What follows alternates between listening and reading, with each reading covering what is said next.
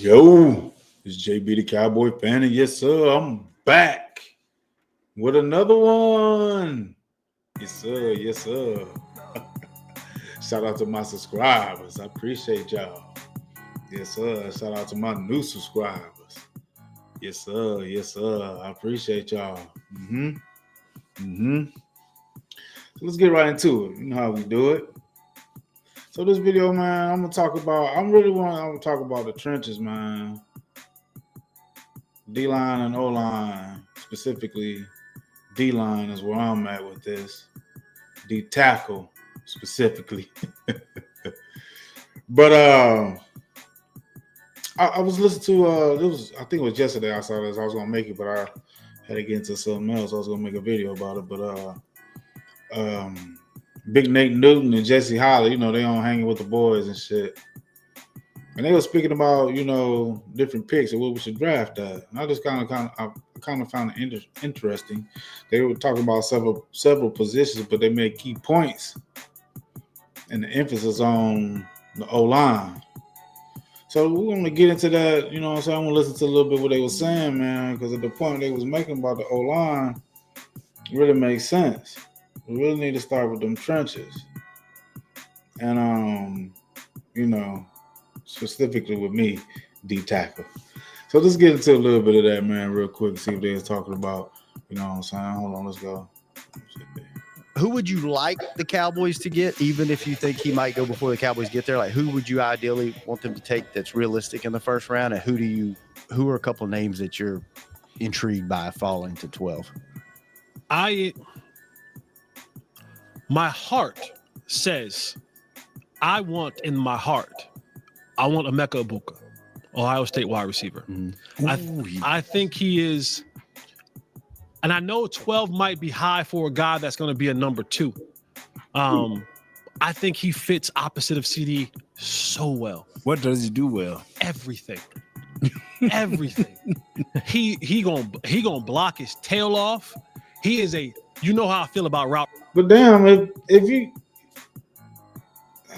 he don't seem like Egbuka. He don't seem like an outside receiver. We got CD to do the inside stuff. We can move CD. We move CD around everywhere. So I don't understand why would we draft the same receiver as CD. We need a receiver that could play on the outside. If we're gonna do it like that, if we're gonna go at 12 with a receiver at that caliber that you think he is, he need to be playing on the outside. We got CD for all that. So I don't know, Jesse. I don't agree with that one too. Right. He's a route runner. He's full size. He's not no little joker. He's a full size man. He's fast enough, not blazing, but he doesn't drop the ball. Can get some yak, can run any route that you need him to run. And I think for the quarterback, for the offense, and for what I need opposite of CD, this is, to me, the guy that you fit into that mold. You can play him inside. You can play him outside. You can put him in motion. You can play him, out of the back. 6'1".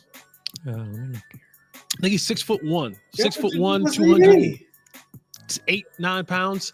I got B-roll if you want to see him.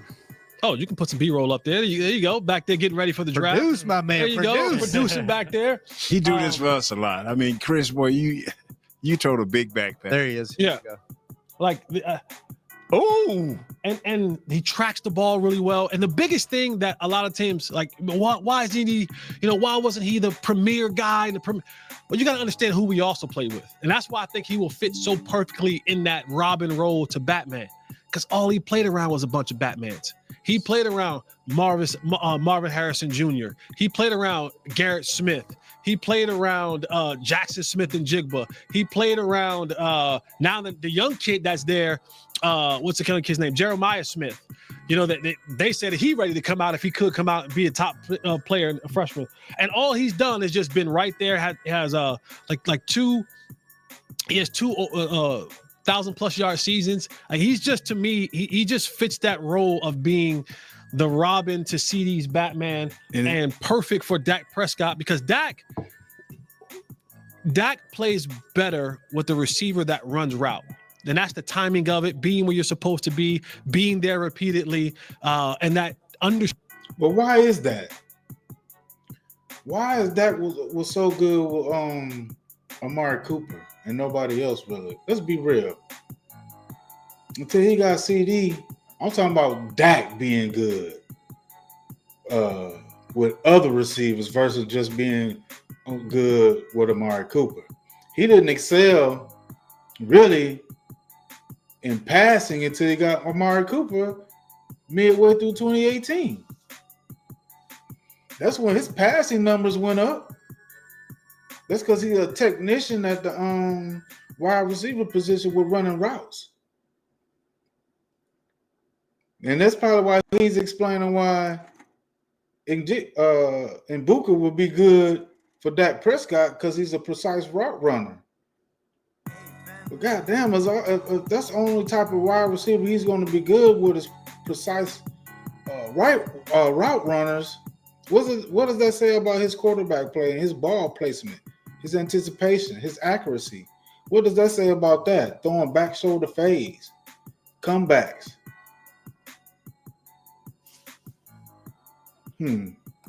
Understands how to sit and where he belongs in zones. When Dak has problems, it's when teams go and play zone against him. When they drop 7 and they drop 8 in the coverage and he has to sift through it, well, he doesn't trust those other guys. He's focusing on CeeDee Lamb, and what happens is he throws the interceptions. You add Emeka Egbuka to that, he's going to be able to run all the routes that you need, the curl routes, the in routes, the dig routes, the over routes, the out routes, the deep curls, the bubble screens, the slants, everything from inside, from outside. This dude is, to me, is an absolute player. I tell you what, man, in his body language, it's like he enjoyed playing football. And then in the run game, think Hines Ward when he blocks. Yeah. He's dirty. Steve Smith. 6'1", 2 of 2. Steve Smith kind of guy. Yeah. He got no problem getting there and get physical. He doesn't look like he's real quick, real fast speedster, but he's in the right place at the right time on every play. Every time. Yeah. Talking run game, I mean, what are your thoughts on Genty? I mean, that's the favorite. Man, Genty ain't gonna be there at 12. Wait, real quick before you get into that, you said that's what your heart wants. Yeah. What's your head say? My head say go get you a left tackle. Right. Right. My head say Kelvin Banks, offensive line from Texas, the offensive lineman out of LSU. Because there's some good ones that are going to be there. Yeah. I know they got the Mimbo kid from Missouri. What does that say though about you drafting another left tackle first round? Well, Jerry already said it. He said it to us at the end of the season. I got over my skis when I thought I was going to plug a guy in there and go, and he wasn't ready. But now, you know what? Hey, young fella, here's what you're going to go do. You're going to go learn how to play right tackle, because in a year, we're going to get rid of Terrence Steele, and then now you'll fill in that tackle spot right there. And what I'll have is now, going forward, I'll have arguably the best left guard in the National Football League. For a long time, I had the best right guard in the National Football League in Zach Martin. Now I'm going to have the best left guard in the National Football League in Tyler Smith. And I'm going to have bookend tackles. I'm going to have a first-round pick that I take this year, whether that's Banks or Mimbo or first-round pick. Blake on the LSU kid. Is it Campbell? And then I'm going to have, hopefully, that Guyton figures it out, and now I got a right tackle. I think so. I got good interior play. I got good bookend play, and then I got a good left tackle.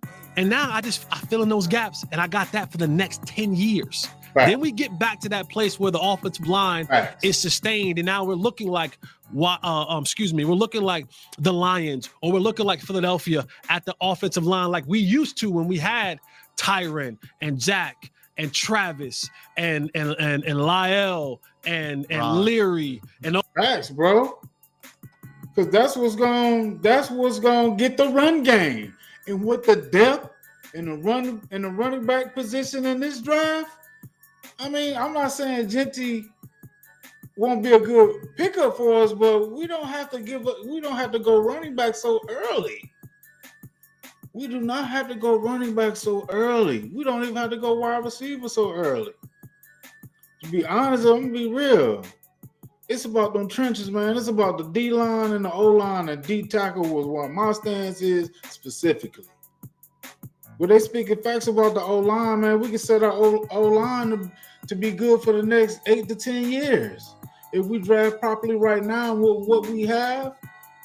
Oh, bro, this ain't just about this year getting weapons for Dak Prescott. This is about the team for the next for the future, for the next 8 to 10 years on down the line, especially the next, like I would say 2 to 4 years. It's critical. It's crucial now if we want to jump on that shit. So those guys up front, I think, and now you can take that, and for the back end of Dak's career for the next 3-4 years, you have a solidified in the trenches offensive line, and now I can just plug in the pieces elsewhere. You be mad about that? The thing is, you're not going to be successful. You know, I look at the free agents they've gathered. None of those guys are going to take you to 9, 10, 11 wins. You look at the defensive guys who they have signed or whoever, none of those guys. So you're already going to be a 7, 8 win team. Why not do what Jess is saying? Why not take your time now? Rebuild your team. Exactly. Just rebuild your team from the inside out. And that's including the tackles. That's the inside. That's the interior. And once you get healthy there, and you don't have to be dominant as an offensive line, but you have to be a unit of B to B plus players.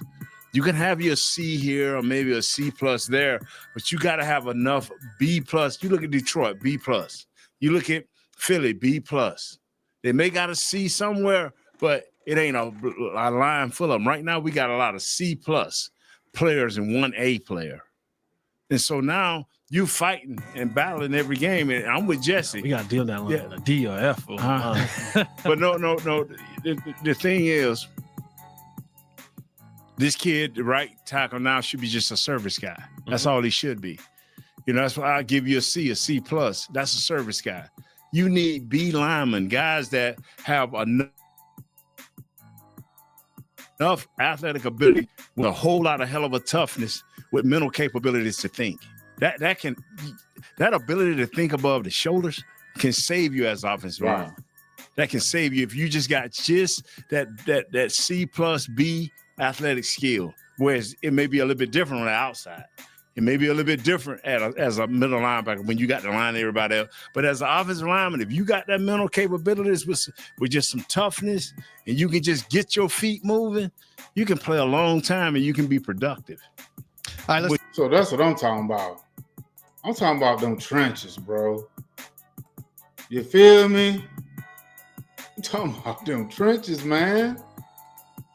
And they speaking facts right there, just talking about you know what I'm saying? Building the trenches with the O-line, with the D-line. Bro. And I'm looking at, I don't know, let me see something. Let me get this, let me make sure this right. My bad, y'all. Let me make sure this right. Okay. I just want to make sure I was good. All right. But yeah, so I'm like, I'm looking to see who's picking between 1 and 5. Who looking for D tackles is what I'm on. I'm looking for these picks. Who's, you know what I'm saying? Who's picking this shit. I'm looking at, can we move up? Can we give up this 12th pick? You know what I'm saying? And try to move up to get Mason Graham. I'm feeling Mason Graham because I've asked a lot of people's opinion. I've even looked at a little film on him, and I looked at some on your boy that played with him in Michigan. What was it, Grant? I think his name was Kenneth Grant. I looked at Derek Harmon. Was it Derek Harmon? I forget his name. It was another D tackle, but I'm like, shit. Ain't nobody looking for D tackle until the Raiders, the 6th pick. Because if you look at, we see what Tennessee want, they looking for a quarterback, bro. Cleveland quarterback. Edge player, I don't know. They're gonna go I don't know why they be looking for edge when they just signed your boy, so that'd be a contract, Myles Garrett. But the Giants, they looking for a quarterback, offensive lineman. They ain't looking at these tackles. Neither the Patriots. Only one star really got D tackle on. This was this NFL. Yeah, okay. I'm just looking at the website. But shit, and the Raiders, they not high priority on D tackle. But I'm like, well, the Raiders they are, but then you got the Jets, and you got the Panthers, and you got the Saints, and you got San Francisco before us. So now look, I don't know what we need to do, but whatever we could do to move up to that, let's see. If we can move up to that fifth spot, at least the fifth or sixth spot, if we could do something with Jacksonville and the Raiders to give them that 12th and something else, maybe something in the third round, give them that 12th pick right there and give them a high third round pick or some shit like that. We got about, I think, like 4 or 5 fifth picks or 3 or 4 picks. Something we got like I think like 3 or 4 fifth round picks. I'm thinking, bro, if we can somehow trade up and get up in this top 5 with that 12 somehow and get Mason Graham, bro, I'm telling you, that's what we need to go for real. Yeah, I don't know what this guy, running back, offensive guy, but nah. In my opinion, we need D tackle. That's what we need. We need to go with D tackle. We need to do whatever we can to try to move up to get that 5th or 6th pick.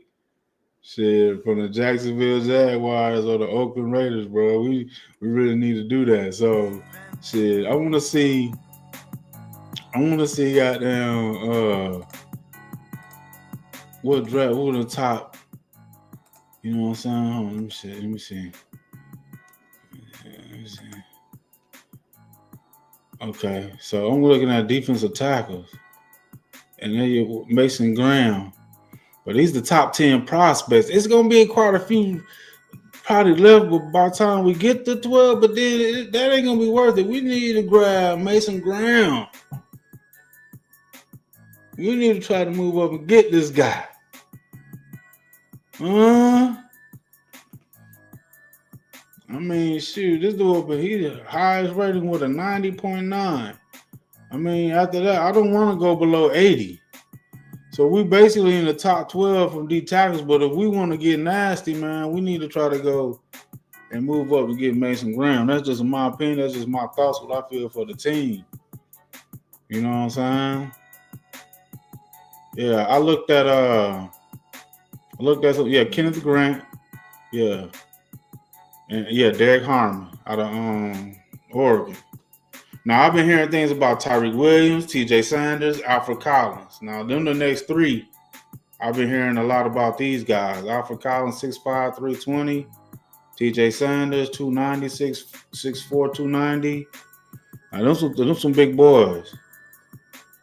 Yeah, he a little slim with 290. You probably want to put on some food. Might got speed. So I haven't really looked at tape on these 3 guys here, but I've heard their names buzzing. Alfred Collins, TJ Sanders, and Tyreek Williams. So yeah, we're looking at the top 10 with these boys. But I really want to get the top number 1. I think we should try to move up. People might sound crazy to people, but to me, that's how I feel, how important the D tackle position is to me, how I feel for the team. That's what I'm thinking. Let's check out the O-line. Because to me, that's an emphasis on the team too. Now, I haven't really looked at the O-lineman. You know what I'm saying? So I'm going off these rankings, what they got. you know, and Kelvin Banks. That's what Jesse Holly was talking about. You know, so I don't just talk. I'm gonna look at. Let me look. Yeah, I got guard. Let me see. Let me look at the guards because I want Tyler Booker. Yeah, I want. So he must be a left guard. Yeah, that's who.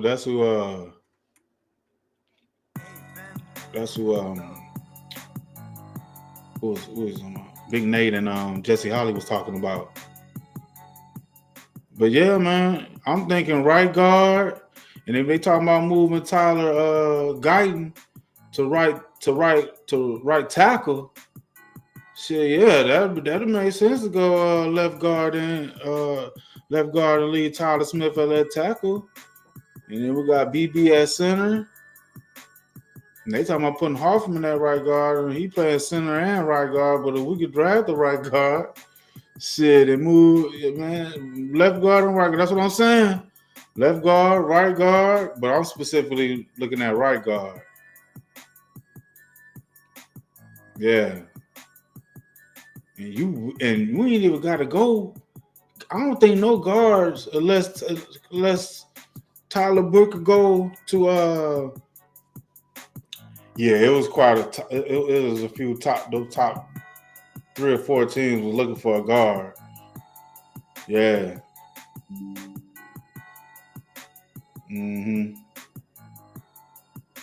But like I was saying, them trenches, man, we need to figure out a way to build them trenches.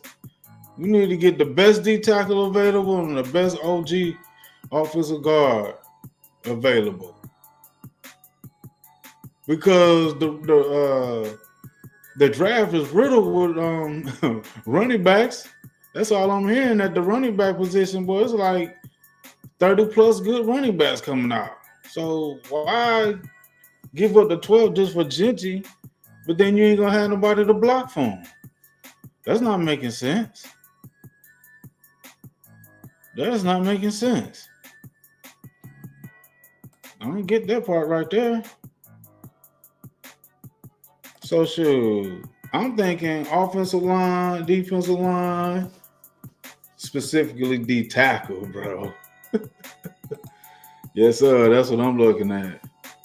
I think that's gonna do justice for the team for the future. We ain't talking about getting some damn weapons for right now, for 1 or 2 years, and then what? Then what you gonna complain? You gonna give Dak the weapons? And then he don't succeed again. Because even if you give him them weapons, we ain't doing nothing but 6-11, 7-10. We ain't gonna win no more than 7 games with this guy. If that. Even if you give him the weapons on the outside. So protect this guy. Get the D line straight, get the O line straight. Then you go for your skill players. Your Mbukas, your Genties. Because you ain't gonna be able to run the ball with Genty or throw the ball to Mbuka when Dak is on his back.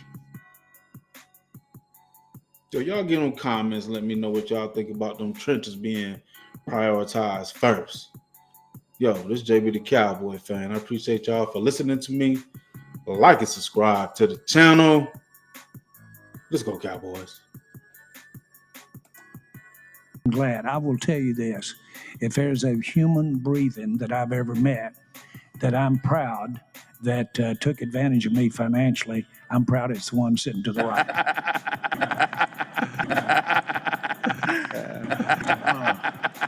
And Dak.